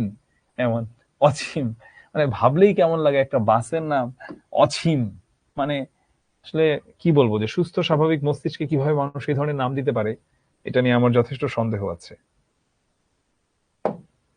চলো আমরা চলে যাচ্ছি হযুক্ত ব্যঞ্জন বর্ণের উচ্চারণের নিয়মে। হয়ের সাথে মূর্ধন্য ন বা দন্তন্য যখন যুক্ত হয় তখন কি হয় জানো? তখন হচ্ছে এখানে এই নটা মহাপ্রাণ হয়। মহাপ্রাণ হয় কেমন? ওই যে যেভাবে আমরা একটু আগে দেখিয়েছিলাম রটা মহাপ্রাণ হয়, ওভাবে পূর্বাহ্ন, মধ্যাহ্ন, চিহ্ন কিংবা বহ্নি,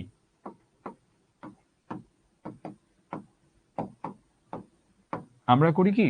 আমরা বলি মধ্যাহ্ন, চিহ্ন, পূর্বাহ্ন, ন, চিহ্ন, মধ্যাহ্ন, পূর্বাহ্ন। অর্থাৎ এখানে এই নটা মহাপ্রাণ হবে। তারপরে আমরা যখন হয়ের সাথে ম যুক্ত হতে দেখি, এই যুক্ত বর্ণটা নিয়ে কিন্তু আমরা অনেকেই এখনো কনফিউজড, আমরা বুঝি না এই যুক্ত বর্ণটা কি। এই যুক্ত বর্ণটাকে বলা হয় হয় ম। এটা কিন্তু ক্ষিয় না। দেখো এটার ডান পাশের এইটা কেমন আর ক্ষিয় কেমন। ক্ষিয় হচ্ছে এটা, ক্ষিয় কি? ক্ষিয় হলো গিয়ে ক যোগ মূর্ধন্য স, কিন্তু ক্ষিয় হচ্ছে একটা অস্পষ্ট যুক্ত বর্ণ, কারণ এটাকে দেখে স্পষ্টভাবে বোঝা যায় না। এটাও অস্পষ্ট, এটাকেও দেখে বোঝা যায় না, কিন্তু এটার উচ্চারণ দিয়ে বোঝা যায়। কেমন? এই দেখো, এখন আমি এই জন্যই বলছি যে উচ্চারণ যদি না জানে তাহলে তুমি শুদ্ধ উচ্চারণ কিভাবে আইডেন্টিফাই করবা? ব্রাহ্মণবাড়িয়া তুমি বলছো, কিন্তু এর উচ্চারণ তো ব্রাহ্মণ না, এটার উচ্চারণ ব্রাহ্মণবাড়িয়া। ব্রহ্ম, ব্রহ্মা, ব্রাহ্মণ, এমন। অর্থাৎ হয়ের সাথে ম যুক্ত হলে তখন সেই মটা কি হয়? মটা মহাপ্রাণ হয়। তাহলে আমরা বলতে পারি এই হয় মতে সব সময় আমরা মহাপ্রাণ হিসেবে পাবো। কাকে পাবো মহাপ্রাণ হিসেবে? এখানে আমরা মকে এখানে মহাপ্রাণ হিসেবে পাবো। চলে যাচ্ছি পরের অংশে। হয়ের সাথে যদি ল যুক্ত হয়, একই জিনিস, হয়ের সাথে যারাই যুক্ত হয় ওরা মহাপ্রাণ হয়ে যায়। আলহাদ, প্রহ্লাদ, এমন আলহাদ, প্রহ্লাদ। হয়ের সাথে যদি ব যুক্ত হয় তাহলে বয়ের আমরা মহাপ্রাণ উচ্চারণ পাবো। কেমন? আহ্বান, জিওভা। যদিও এখানে আরো একটু কাহিনী আছে, আমি বেশি জিনিসে যাচ্ছি না। অন্তস্থ ব, এখানে এটার উচ্চারণটা অনেকটা রাশিয়ান ওয়া এটার মতো। আহ্বান, জিওভা, এমন আর কি। সুরের ভুবনে তুমি যে গো সুখ তারা, বিয়োভল দিশে হারা। বিয়োভল, ঠিক আছে। তো যখন এরকম হয়ের সাথে ব থাকে সেই বটা মহাপ্রাণ হয়, অর্থাৎ এটার সঙ্গেও হ উচ্চারণ হয়। আহ্বান, জিওভা। আমি আশা করি এই উচ্চারণগুলো তোমরা একটু ভালো মতো খেয়াল করে যাবা। রাইসুল, তুমি একটু কাইন্ডলি পোলটা হচ্ছে রেডি করতে থাকো তো, কারণ পোলটা যে এখনই চলে আসতেছে। হয়ের সাথে যখন আমরা জফলা যুক্ত করি তখন হয়ের কোনো উচ্চারণ থাকে না। তখন কি হয়? হয়ের আলাদা করে কোনো উচ্চারণ থাকে না, তখন বর্গীয় জ উচ্চারিত হয়। কেমন দেখি চলো। উজ্জ, বাহ্যিক, সহ্য, এমন উজ্জ, বাহ্যিক, সহ্য।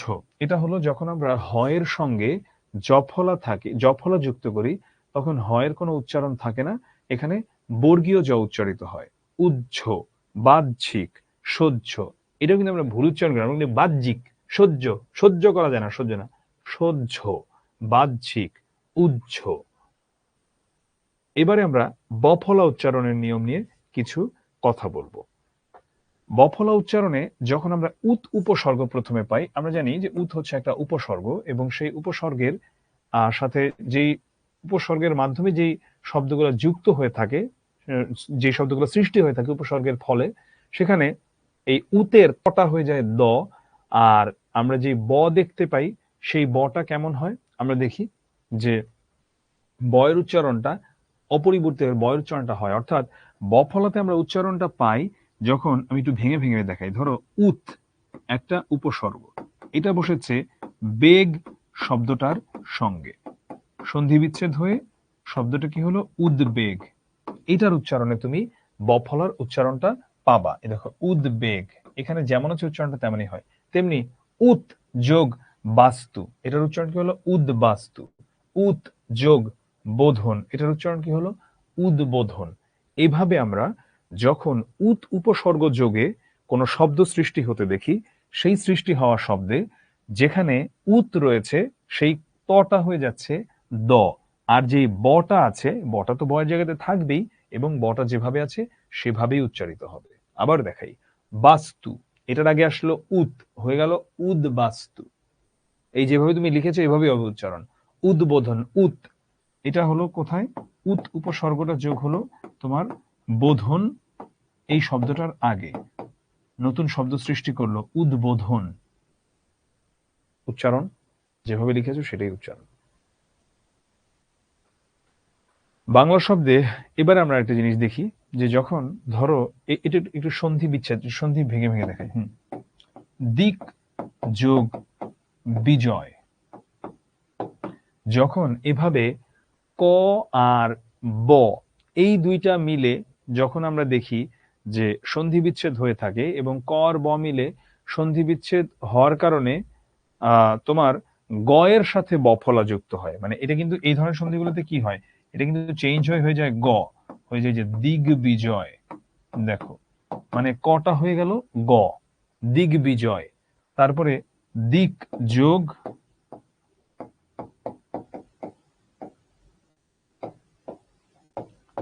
বিদিক, এটা কি হয়ে গেল? এটা হয়ে গেল উচ্চারণটাও যা আছে তাই থাকবে, দিক বিদিক।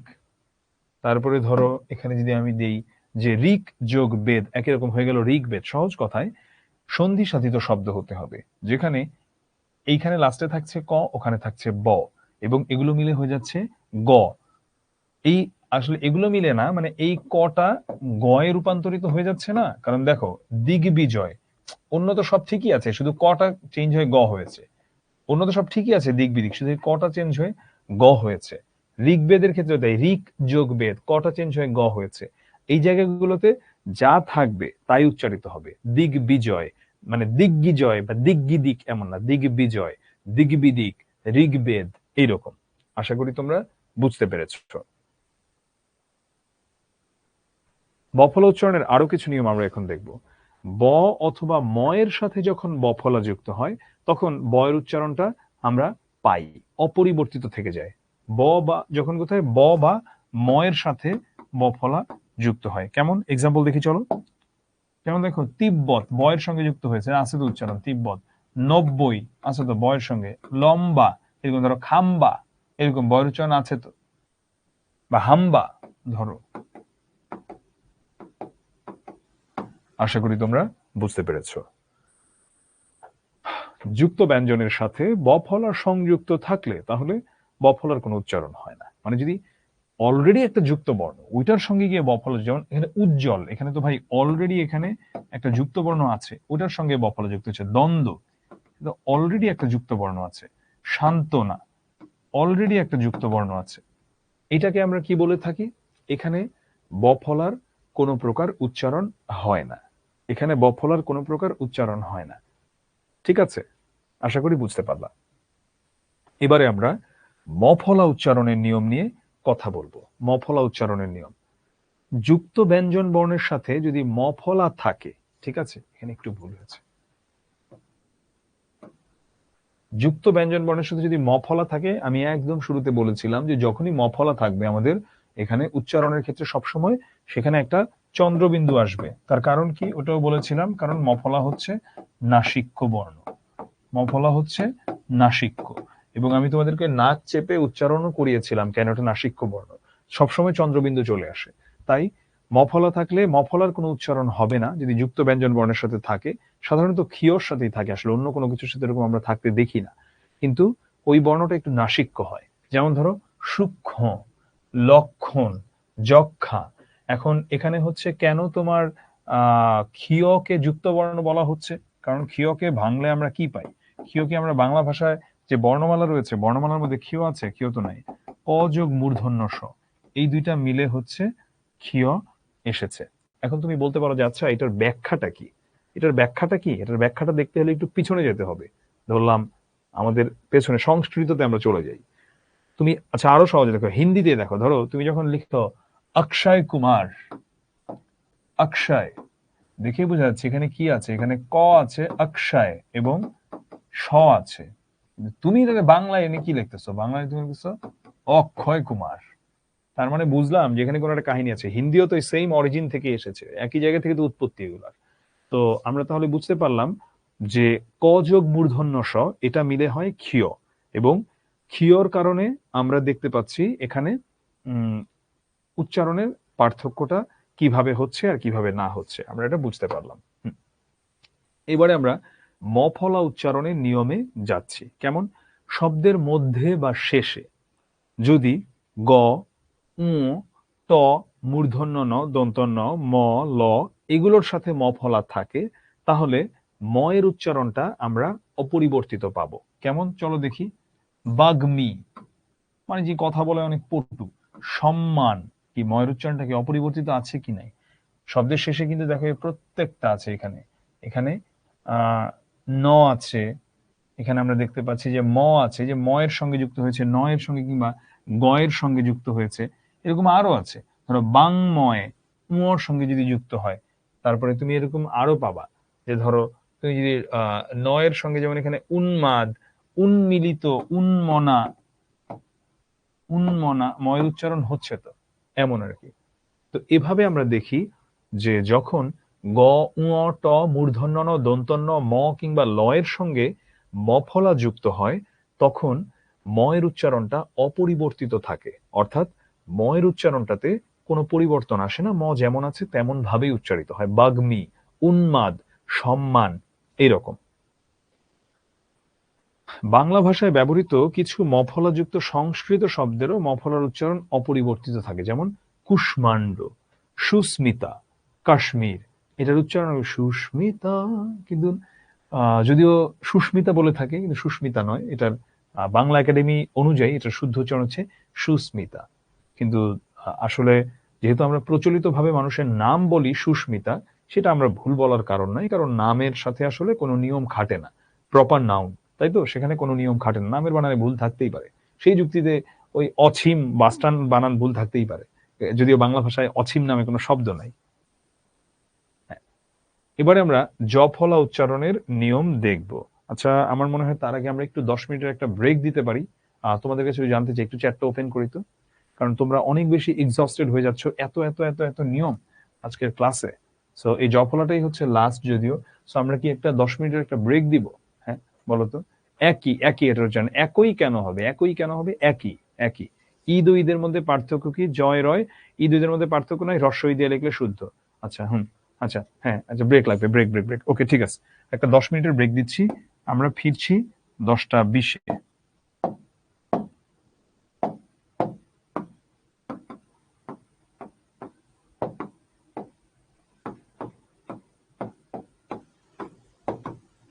ফিরছি 10টা 20-এ, ততক্ষণ পর্যন্ত তোমরা সঙ্গেই থাকো।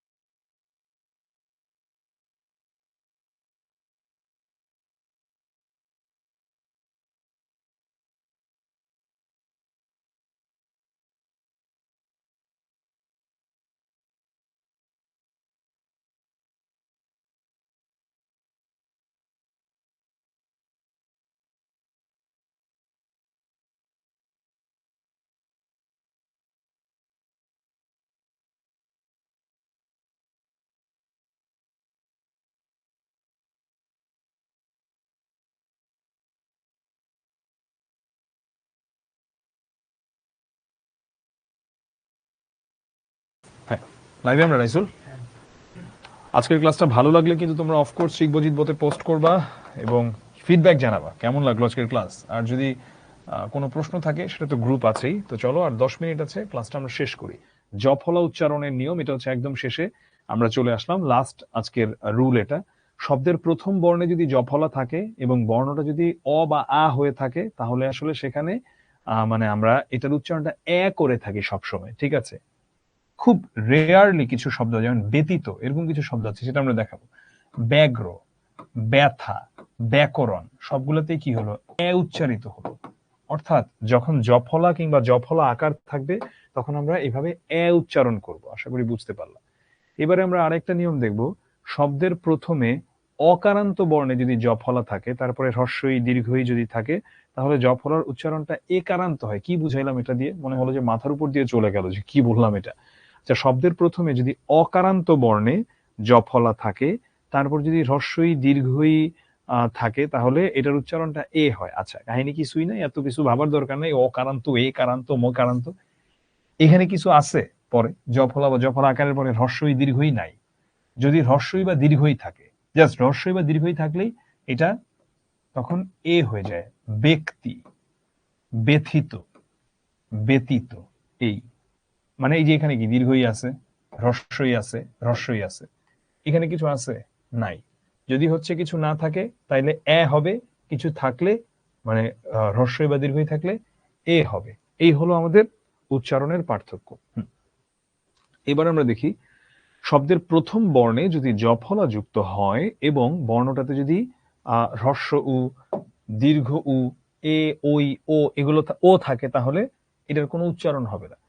যে দুলোক মানে পৃথিবী, ধেয়, জ্যৈষ্ঠ, অর্থাৎ যদি এটা শব্দের প্রথমে আছে, হ্যাঁ বুঝলাম, এবং এখানে যদি হ্রস্ব দীর্ঘ কিংবা এ, ওই, ও এগুলার কোনো কিছু থাকে তাহলে হবে না। এরকম এরকম আরো শব্দ আমি তোমাকে দেখাতে পারবো। বোম,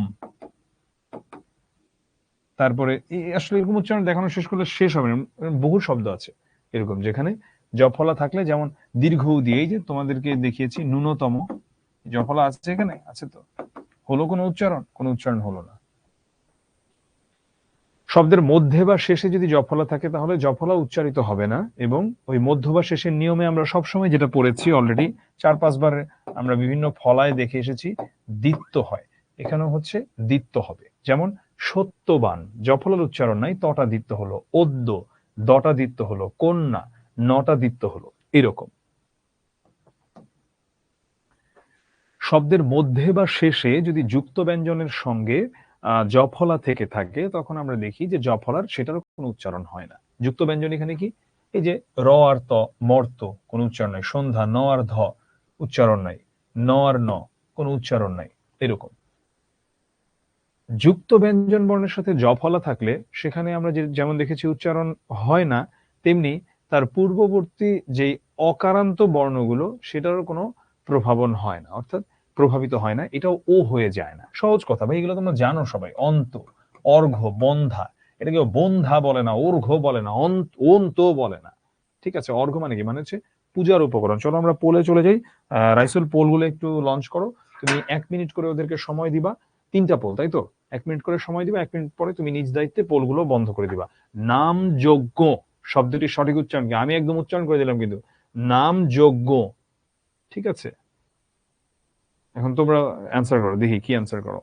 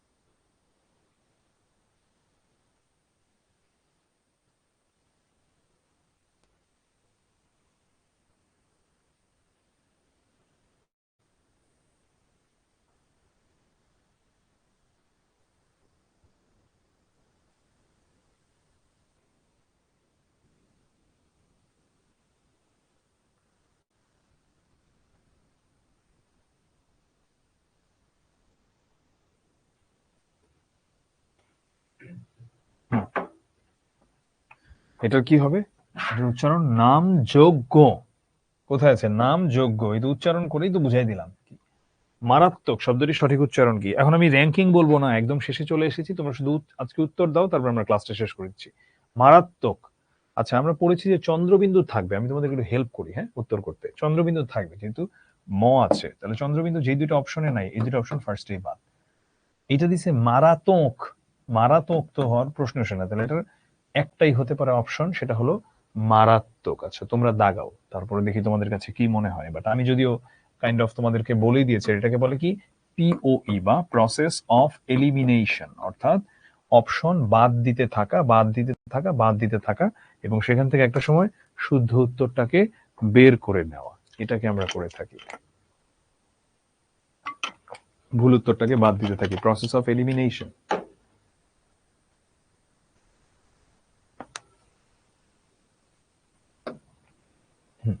ডান। হ্যাঁ, সো এটা মারাত্মক হয়ে গেল। পরেরটা লাস্টেরটা একটু লঞ্চ করে দাও। তীব্র শব্দটার সঠিক উচ্চারণ কি? চলো আমি তোমাদেরকে আবার একটু হেল্প করি। আমরা জানি যে দীর্ঘইকারের কোনো উচ্চারণ নাই আলাদা করে, দীর্ঘইকারের উচ্চারণও হ্রস্বইকারই হয়। এখানে আছে তীব্র, আর একটা আছে তীব্র। কোনটা হবে? তীব্র নাকি তীব্র? দেখি কোনটা হবে। অ্যান্সার করো। আমি তো অলরেডি 50% সহজ করে দিয়েছি, কারণ আমি তো দুটা বাদই দিয়ে দিয়েছি অপশন, দীর্ঘই যেগুলো, এগুলো হবে না।